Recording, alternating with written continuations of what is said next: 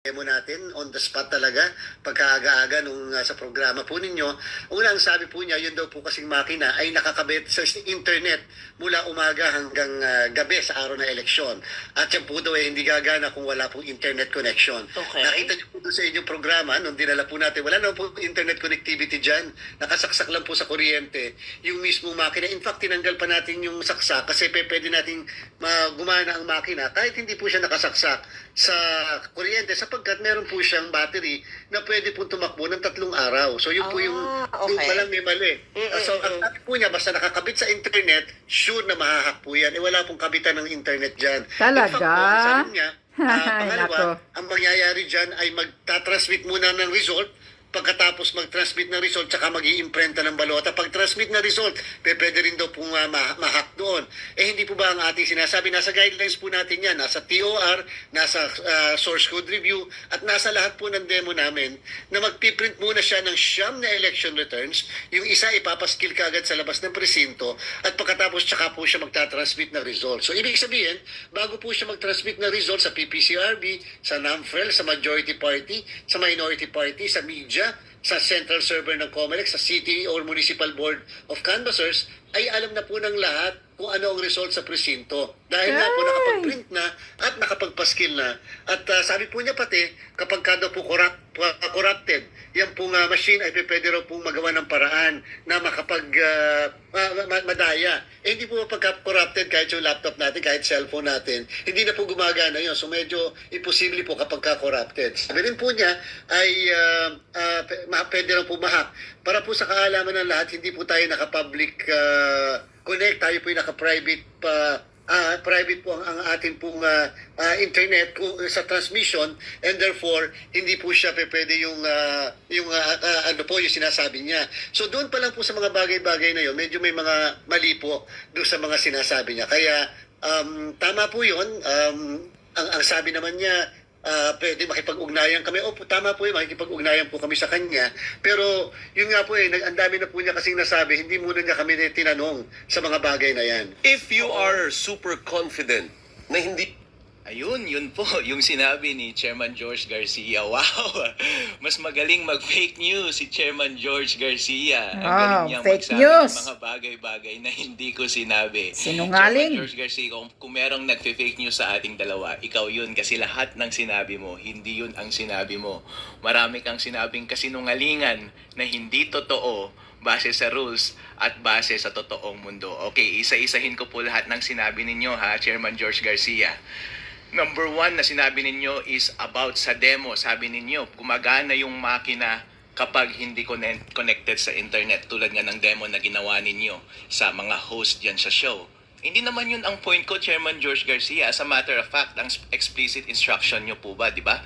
Sa mga COMELEC officers, kapag demo lang, bawal talagang i-connect sa internet yung automated counting machines. Kasi kapag i-connect mo yun at magta-transmit ka ng data, yung server na pagtra-transmitan niya ay yung COMELEC server na. Hindi natin alam kung on na yun or kung on na, malamang production server na yun. Bawal mo nang padalhan ng demo data yung production data. Bawal mong padalhan. Kaya sa demo purposes talaga, kahit sa totoong buhay, wag mo dapat ipadala yung totoong data sa production servers. Kaya magandang policy during demo na hindi connected sa internet yung mga voting machines. Kaso nga lang, on election day, connected ba sila sa internet? Ang sagot po dyan, Chairman George, hindi mo sinabi.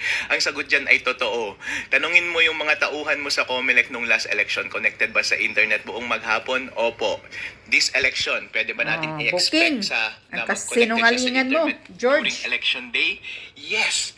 Kasi nga naman, doon sa reels ninyo, walang explicit na nakalagay doon na sinasabi na i-disconnect mo muna at saka mo lang i-connect kapag magta-transmit na ng data sa mga servers ng COMELEC. At tinanong ko rin yung mga COMELEC officials, given this handbook or rules ng COMELEC ngayon about sa paghawak ng voting machines, sa tingin mo ba dapat mong i-disconnect? Sa tingin mo ba connected buong araw yung voting machine sa internet on election day? Sabi nila, oo, kasi wala namang instruction sa akin na tanggalin yung internet connection dun sa voting machine on election day. Kasi as a matter of fact, days before ng botohan, merong troubleshooting na ginagawa. Lahat, including ng internet connection, ay itetest. Iko-connect mo na kaagad siya sa machine at kapag okay na yung pasok niya sa internet, ibig sabihin wala ka nang gagalawin sa machine. Ililigpit mo yung machine, wag mong gagalawin. Pagdating ng election day, i-on mo na lang yung machine. Wala ka nang gagalawin dun sa internet connection. So, ang point ko dun is, pwede mong i-deduce talaga na connected siya sa internet throughout the day. Ang point ko dun is, dapat maging explicit sa rules natin na on the day of elections, dapat may instruction doon sa rules ninyo, Annex B ng COMELEC Resolution 11098 na nagsasabi doon na on election day, i-disconnect mo muna sa internet yung automated counting machine at i-connect mo lang siya after printing ng election returns. Yun lang po ang point ko, COMELEC Chairman. Kasi kapag hindi mo ginawa yun, kahit tanungin mo lahat ng mga teacher ngayon na nagbabantay ng mga presinto natin, hindi naman nila alam about sa IT eh. Hindi nila alam masyado Kaya itong nga. issue na to. Siyempre, kung walang instruction, hindi nila gagawin. Masyadong At kapag, technical yan eh. Voluntaryo silang Walang tatanggapin nakakaalam yan, internet Comelec. connection eh. Kaya Sila pa ang sinungaling madadali, ka. sila pa ang papagalitan mo dahil gumagawa sila ng isang bagay na wala sa rules ninyo. Isa lang naman ang hinihingi ko, Chairman George, ang dami mong sinasabi na hindi naman mahalaga sa issue natin. Bakit ayaw mong i-disconnect sa internet yung automated counting machine bago at habang nagpiprint ng election return? Okay, yun po yung Ayan. pangalawang unang punto ninyo. Ang pangalawang punto po ninyo, sabi ninyo na sinasabi ko na nauuna yung sending ng transmission bago yung printing ng election returns. Hindi ko po sinabi yan. Sinasabi yan ng mga ibang mga commentators, mga ibang critic, pero hindi yan ang statement ko. Totoo po yan na nagsesend talaga, base na rin sa rules ninyo, na ang transmission ay nangyayari after ng printing ng election returns. Tama iyon. Ang point ko lang is, dapat bago ka mag-transmit ng data, huwag mo munang i-connect sa internet. Kasi kapag connected yung counting machine sa internet at corrupted yung source code ng makina na yon, hindi mo naman pala kailangan ng internet kasi hindi ka pa magta-transfer sa COMELEC server eh. Di ibig sabihin, binigyan mo lang ng highway yung hacker para ma-access all that time yung makina at baguhin yung score sa loob. Therefore, mababago niya yung final score na nasa election returns. Ganun Di pala wala yun. tayong kaalam-alam na iba pala yung final score sa totoong score na ibinoto ng taong bayan. Yun Tama. lamang po ang point ko, sir. Hindi ko kailanman sinabi na nauuna ang transmission kaysa sa printing. Kaya mahalaga talaga na tama na mauna yung printing, pero dapat yung printing bago at habang nagpiprint, hindi dapat connected sa internet yung automated counting machine para walang tsansa na mabago yung final score na nasa print. Period. Kasi kapag hawak na ng mga watcher yung final score na hindi na bago, malamang yun na rin ang ipapadala ng makina. Pwede mo lang i-connect sa internet yung makina at ipapadala niya na yung same score na yun sa server ng COMELEC. Napakalinaw naman po, di ba? Para ganun po ang ganun, yun po ang point ko. Okay, sa pangatlong point ninyo, sir, about sa corruption, halata talagang wala kayong alam sa computer. Ang sinasabi Agoy. ninyo po, ang lahat ng corrupted na gadget ay hindi gumagana. No, sir. Kasi ang akala mo kasi kapag sinabing corrupted yung laptop or corrupted yung cellphone or corrupted yung USB mo, hindi gumagana, di ba? Yun ang alam natin na corrupted. Pero maraming level ng corruption. Ibig sabihin lang ng corruption is hindi buo ang integridad ng source code or gumagawa siya ng isang bagay na hindi dapat niya ginagawa. Hindi ibig sabihin na hindi niya na totally pinapagana yung bagay na iyon. Ibig kong sabihin ay, habang ginagamit mo yung automated counting machine, for all intents and purposes, mukhang gumagana pa rin siya ng maayos. Pero hindi natin alam na merong idinagdag na daanan para sa isang masamang tao para manipulahin or magbigay ng instruction sa makina na yon habang connected yung makina sa internet. Yun po ang ibig sabihin ng corrupted. Kaya po doon sa nung January nga merong demo na pinakita sa Senate, di ba? Yung cellphone gumagalaw kahit hindi mo ginagalaw dahil na-access siya remotely. Yung cellphone na yun, gumagana pa rin, hindi ba? Pero corrupted yung cellphone na yun kasi merong gumagawa siya ng isang bagay na hindi dapat niya ginagawa. Kasi kapag hindi hinahack yung cellphone na yun, gumagana naman siya, hindi mo alam na may nagbabantay na pala sa'yo. Akala mo, ang safe na safe ka. Corrupted siya kasi kapag gusto pala ng hacker at connected sa network, yung cellphone na yun, pwede niyang galawin yung cellphone na yun. At nakikita mo nga, ginagalaw yung cellphone na yun. Kaya nga po, kapag basta ang isang makina ay corrupt, ay gumagawa ng isang bagay na hindi dapat niya ginagawa, kahit hindi pa niya ginagawa yung masamang bagay na yun, pwede mong sabihin na corrupted. Chairman George Garcia, ikaw ang fake news. Halatang wala kang alam sa mga bagay na to. Mas maganda siguro na imbita ka ng IT expert at magdebate kami. Okay? Kasi ang ginagawa mo, strawman fallacies lahat to kasi nungalingan lahat, nagsasabi ka ng bagay-bagay na hindi totoo sa totoong buhay, hindi totoo sa rules, at hindi totoong sinabi ko. Okay, yung last yung last point is yung private connection. Sabi mo, eto na naman, wala ka talagang alam sa internet, Chairman George Garcia. Yung private connection na tinutukoy mo, ang sinesecure niya lang yan ay network. Kung baga sa boxing, sa maraming katawan, pwede kang suntukin. Pero pwede mong protektahan yung katawan mo, pwede mong protektahan yung ulo mo, pwede kang gumamit ng helmet. Pero hindi ibig sabihin na gumamit ka ng helmet ay hindi ka na mamamatay or hindi ka na pwedeng bugbugin. Kasi pwede ka pa rin bugbugin sa ibang parte ng katawan mo.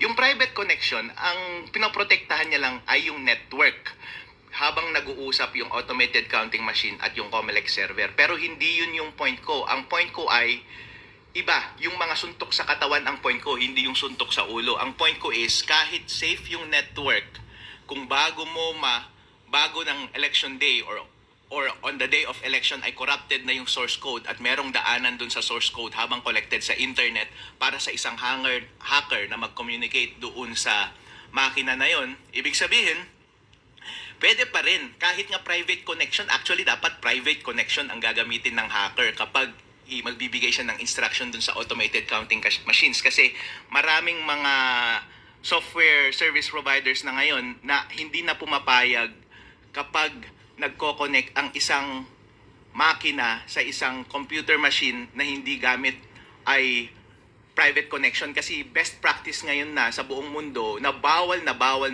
ka nang gumamit ng public connection. Dapat lahat private connection. Kaya wala nang kahit na sino mang developer ngayon na gumagamit ng public connection sa kahit na anong bagay. Pati nga kapag nag-i-internet ka, akala mo public connection yun, porket internet. Hindi, private connection yan. Kasi kapag titignan mo yung internet mo kapag nagbabrowse ka sa Google Chrome, ang nakalagay dan sa URL address, https:// yung S, ibig sabihin yun yung encryption, hashed. Ang encryption, ibig sabihin, pagkalabas ng data sa computer mo, i-encrypt niya muna para habang dumadaan siya sa highway, sa internet, sa wifi, sa kable sa dagat, doon sa satellite ni Elon Musk, hanggang doon sa sa destinasyon niya na computer, halimbawa sa server ng website na ina-access niya, encrypted pa rin siya at madedecrypt lang siya pagdating doon sa website na yun para kahit na anong atake na mangyari habang nasa daanan siya, ang tawag doon ay man-in-the-middle attacks, ay hindi mo siya mahahack doon sa network na iyon. Try mong baguhin yung HTTPS dyan sa Google Chrome mo, tanggalin mo yung S. Kasi ibig sabihin, hindi na siya private, public na yun kasi yung S parang secret yun eh. So, pag tagalin mo yung S, ang lalabas sa Google Chrome, di ba, sasabihin niya, your network connection is not secure, do not proceed, di ba? Kasi wala na talagang gumagamit ng public connection ngayon. Yung private connection, basic yan sa lahat ng computer program. Correct. Actually, ina-expect ko yan Kami dito nga, sa private lahat automated eh. counting machines. Pero, Sir, Chairman George Garcia, yung hacker, ang gagamitin niya din ay Private.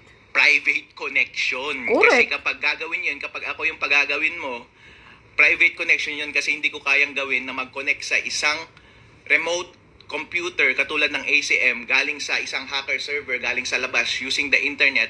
Maraming service providers na hindi papayag na i-connect mo siya doon remotely gamit ang isang public network. Dapat encrypted yung traffic na iyon. Kaya fake news ka, Chairman George Garcia, kapag sinasabi mo na porket private connection ay hindi na pwedeng ma-hack. Kaya nga, Hindi totoo yan. Pwede pa rin hinahack, ma-hack kasi yung kinuha hacker nga ang mismo, internet namin kahit connection private. ang gagamitin niya para i-hack yan. May hack kasi corrupted yung source code at meron ng sariling daan yung source code para sa isang hacker na gawin yung dayaan at yung daanan na yon ay private connection. Alright? Correct. Chairman George Garcia, kapag ikaw ay nag-e-explain, akala mo alam mo lahat at pinapalabas mo na sinungaling ako at nagsasabi ka ng mga bagay-bagay na hindi totoo, na hindi ko naman sinabi, hindi totoo base sa mga rules, hindi totoo base sa totoong practice sa IT. Ikaw ang fake news, Chairman George Garcia, dapat ikaw ang kinakasuhan eh.